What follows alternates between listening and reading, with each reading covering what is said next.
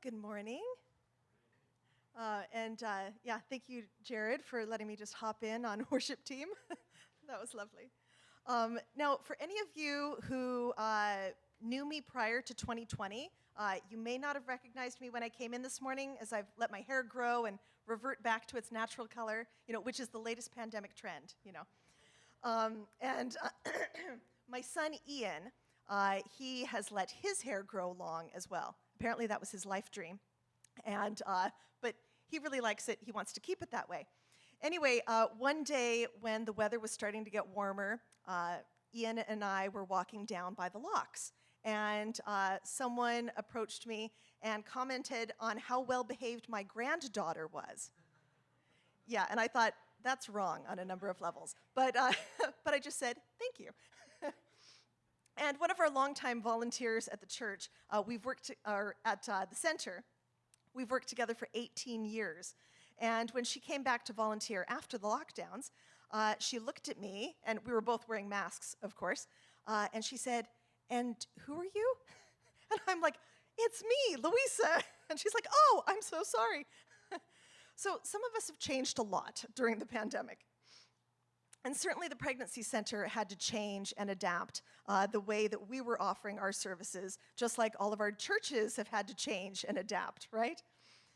So this morning, I just want to tell you about what the ministry of the pregnancy center is, for those of you who may not be familiar, and a bit about how we have adapted during the pandemic. And then I'd like to take some time to talk about the current conversations regarding abortion that are happening in the media and social media right now. And hopefully I can give you some practical takeaways that will help you when engaging in conversations about this issue. And you may feel really overwhelmed in this cultural moment. I know I do sometimes. And you might think, what can I, as one person, say or do that can make a difference? Well, our pregnancy center started because one young woman asked that question. Jane Demers was a college student in the early 1980s who went to the open house of the pregnancy center in Sioux, Michigan. And Jane said to the new director there, "Wow, this is wonderful. I wish we had something like this on our side." And she just looked at Jane and said, "Well then, do it." And she's like, you mean me?" But she got together a group of people from all different churches, and they formed a steering committee. And after a lot of prayer and paperwork, our doors opened in May of 1987. So that was first on Queen Street, and then on March Street, and now we're at our current location on McDougald Street in 2004. So the Pregnancy Center is an interdenominational Christian ministry. Our whole reason for existence is to help women and men who are facing pregnancy, parenting, or post-abortion concerns with emotional, physical, and spiritual support in the unconditional love of Jesus Christ. And all of our services are free and confidential. So we offer pregnancy tests and options counseling for those who are facing an unexpected pregnancy and are unsure what to do. So we do not provide or assist in arranging abortions. But what we do provide is a safe environment for a woman to make a pregnancy decision that is fully informed, evidence-based, consistent with her belief system, and free from external influence and pressures. So every client is treated with compassion and respect no matter what she chooses, because if someone is standing at that crossroads, every choice at that point is a difficult one. Every choice involves some kind of loss. And in fact, the level of distress women feel in this situation is similar to what people feel when facing a terminal illness, like their life is over. And data shows us that women often feel alone in their decision, on top of bearing the brunt of judgment from other people, whether that's real or perceived. So that's why we feel it's so important at the Pregnancy Center to walk alongside women in that journey and to let them know that they're loved and not alone. So one of the ways we do this is by offering emotional support, someone to talk to about anything and everything. We're a listening ear, a shoulder to cry on, a voice to cheer and encourage. There's a saying that people don't care how much you know until they know how much you care, right? And another way is practical support. We have a care closet with gently used maternity and baby clothes from 0 to 24 months, and every kind of baby item you can imagine, including larger items like cribs and bassinets and strollers, high chairs. In addition, we offer a pregnancy and parenting education program.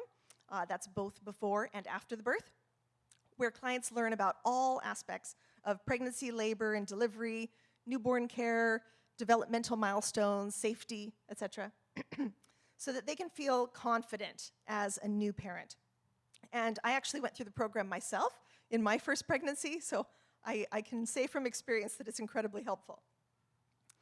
Now, it might interest you to know that for most of our clients, it is their first pregnancy, but for many others, they have small children at home already, and they're just completely overwhelmed with the thought of being pregnant again.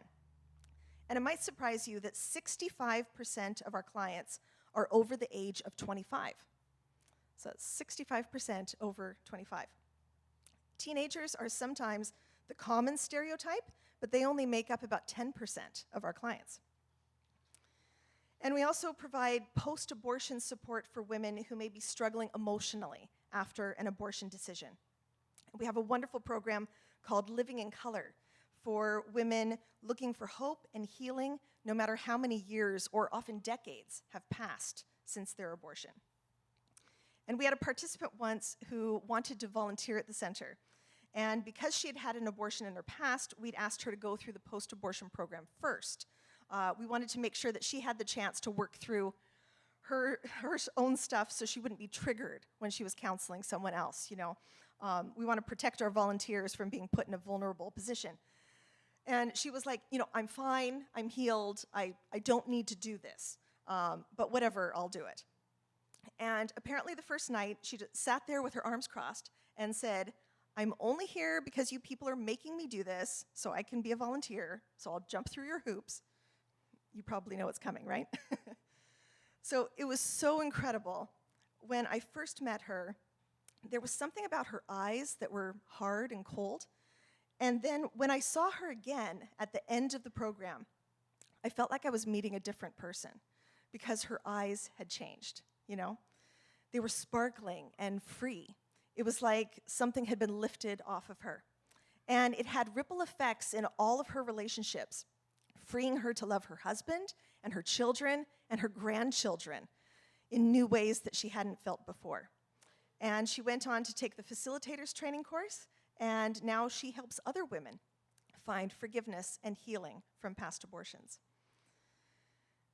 Now, if someone chooses to pursue adoption, we don't do the legal part, but we do assist birth mothers in making their adoption plan and connecting them with an agency, providing that continuing support to the birth mom after placement.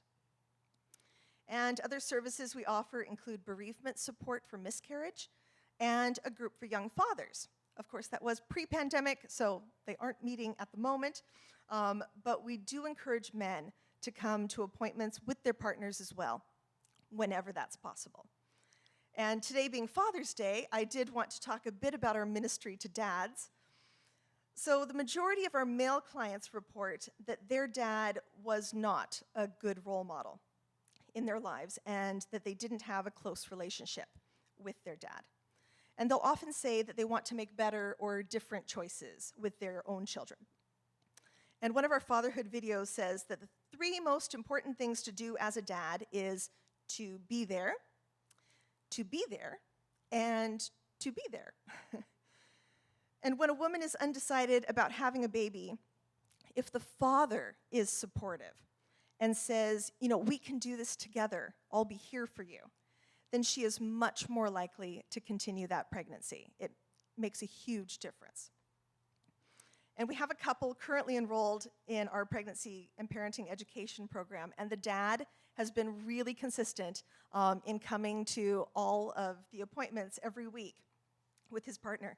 And they were getting close to their due date, and their support worker told them, you know, once you have the baby, feel free to take a few weeks off.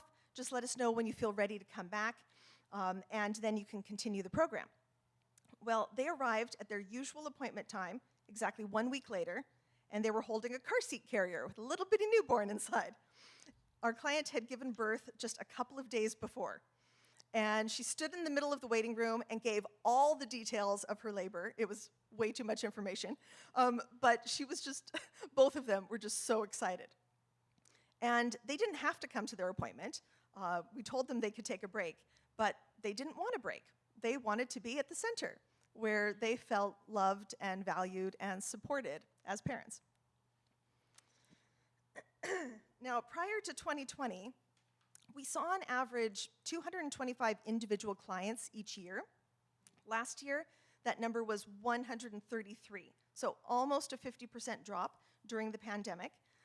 There's several factors involved. One of the major ones we think was just fear of leaving their house and getting COVID, because pregnancy is naturally an immunocompromised state, and also increased transportation challenges. But we have seen those numbers go back up as restrictions have lifted. So like every other organization in the world, we've had to adapt our services in the last 2 years. Many of our appointments in the early days of the pandemic were over the phone, though they are in person now. And the initial intake process has been mostly through email. And our care closet was accessed the most during the pandemic, and primarily through non-contact pickups in our front porch, which were scheduled at half-hour intervals. So our receptionist, Suzanne, she would call all of our clients every month, and she'd check and see how they were doing and see what they needed.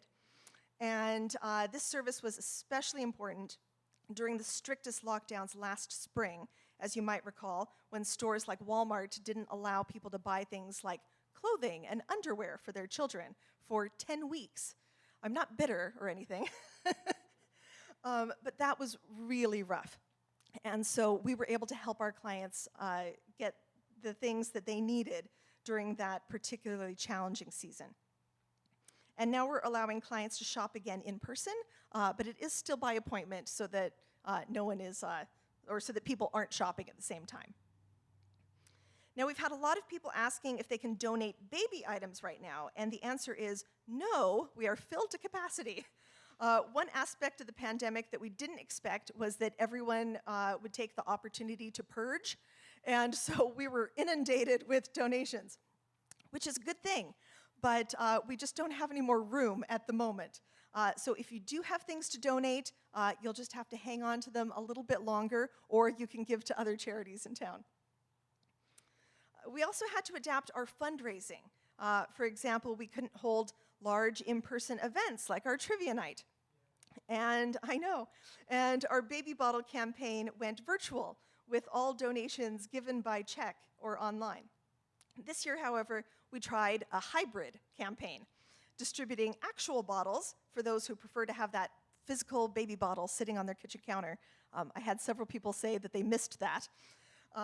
So we do have virtual options available as well this year, like giving through our website, by credit card, or sending an e-transfer. And traditionally, we collect bottles on Father's Day today. So if you do have your bottle to return this morning, that's fantastic. But if you forgot, you can bring it next week or drop it off directly at the center on Mondays or Wednesdays. Bottles get dropped off all summer long, so it's no problem. Or as Meredith said, that you can go online and donate that way as well. So even with all of these changes in the way we provide services and in the way we fundraise, our community has been so generous in supporting us financially and keeping this ministry going during this difficult season. In the midst of uncertainty, we had more donations given to us last year than ever in the history of the center. So truly, God provides and is in control. So thank you to LifeSpring and to all of you who support us and pray for us. It's such a blessing. And speaking of God being in control, I did want to talk a bit about the current challenges that we're facing as pregnancy centers in Canada. Now, some of you may know about this already, but last December, the Prime Minister released a mandate letter to the Finance Minister which stated, introduce amendments to the Income Tax Act to make anti-abortion organizations, such as crisis pregnancy centers, that provide dishonest counseling to pregnant women about their rights and options, ineligible for charitable status.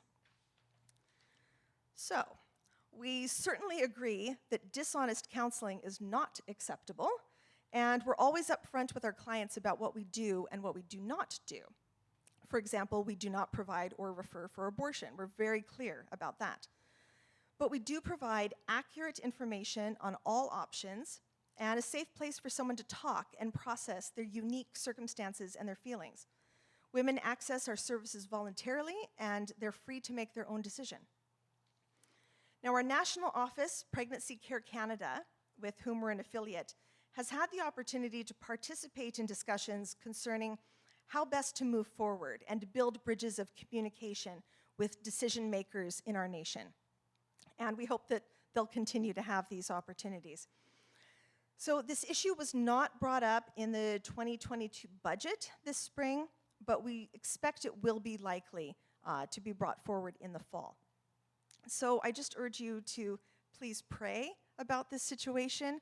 You can contact our local MP, but know that there are a lot of people working behind the scenes. Obviously, we don't want to lose our charitable status, but even if we do, we know that God is in control, and he still has a plan for this ministry.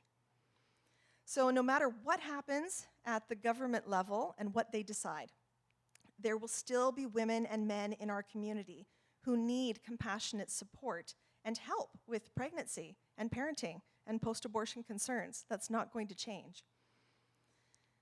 Now, as I mentioned at the beginning, the topic of abortion has been all over the media and social media, especially lately, mostly due to the document leaked from the United States Supreme Court regarding the possible overturn of Roe v. Wade, and emotions are running very high. It's likely in this current climate, you may find yourself in a conversation about abortion, and you might be wondering how you might contribute something constructive and not just add fuel to the fire. So I just wanted to give you 3 points to remember. Number 1, remember that whoever you're talking to, that they care too. They want to help women too. So listen to where they're coming from. A 2012 study estimated that 1 out of 3 Canadian women will have an abortion in their lifetime. So be aware that it might be personal for them or for someone close to them. And number 2, remember that pregnancy centers actually offer more choice to women, not less. Unexpected pregnancy is very common, and many women consider terminating their pregnancy because of panic, fear, pressure from others, or a lack of information. They may feel like abortion is their only option. So there's a real need for accurate information and compassionate support. And by providing the assistance and resources to make alternatives to abortion a reality, like parenting, adoption, and various kinship arrangements, then those options become viable. Now, if there's nothing in place in your community to support alternatives, then basically there are no alternatives. So that's why pregnancy centers are able to offer more choice to women, not less. And number 3, try to find common ground. A recent blog from Pregnancy Care Canada stated, "Can we come together and agree that no woman should be pressured into an unwanted abortion? How many women must be affected by an unwanted abortion before their voices are heard? And when do alternatives to abortion have the social license to exist? Not for all, but for some, not to mislead, but to provide choice." And also, can we come together and agree that some women do struggle emotionally after an abortion? And why aren't women allowed to say anything negative about their abortion experience? That's not true for other medical procedures. So for women who do struggle, they need a safe place to come and talk because they may feel like there's nowhere else to go. So those are the 3 things to remember: that the other person cares too, that pregnancy centers offer more choice, not less, and that if we can agree that no woman should be pressured into an unwanted abortion, then there needs to be real alternatives available to her, and that's what pregnancy centers provide. I was flying back from Edmonton a few weeks ago after our Pregnancy Care Canada National Conference, and it was wonderful to finally have a conference in person again. And on my last flight, I was sitting next to a woman who asked where I'd been, so naturally, Pregnancy Care Ministry came up. And she told me she was very much pro-choice. She was not a Christian. But after we talked for a bit, she said, well, I think that's really admirable what you do. I think that's how Christians should be. Colossians 4:5-6 says, be wise in the way you act towards outsiders. Make the most of every opportunity. Let your conversation be always full of grace, seasoned with salt, so that you may know how to answer everyone. Now, if any of you feel called to get involved with pregnancy care ministry, either as a volunteer or serving on our board, being a prayer partner or becoming a monthly donor, feel free to talk with me after the service. You can also send an email or call our office, and I'd be happy to give you more information. So just one last thing I would like to leave you with, and this comes from an organization in the States called Pro-Grace. Only 7% of women and 5% of men discuss the decision with anyone from a church or a Christian pregnancy organization before an abortion. The status of Roe v. Wade does nothing to change this. Only we can work to transform our Christian response so that we are safe for people to approach. The change in the Texas abortion law that went into effect last fall only impacted the number of abortions by about 10%. Women went to other states or turned to medical abortions because the law does nothing to change why people seek an abortion. The church, being the community of grace and support that Jesus intended us to be, can address these reasons of panic, isolation, and shame that cause so many people to think that abortion is their only option. And to be this kind of community, we need to look inside first at how so many in our churches remain in hiding due to shame, and the ways in which grace is God's only path to transformation for all of us. So let us be a community transformed by God's grace so that we, the church, with a capital C, can be known as a safe place for people facing an unexpected pregnancy or struggling from a past abortion, so that we can extend that grace and hope and compassionate support to others when they need it most. Matthew 25:37-40. Then the righteous will answer him, Lord, when did we see you hungry and feed you, or thirsty and give you something to drink? When did we see you a stranger and invite you in, or needing clothes and clothe you? When did we see you sick or in prison and go visit you? And the king will reply, truly I tell you, whatever you did for one of the least of these brothers and sisters of mine, you did for me.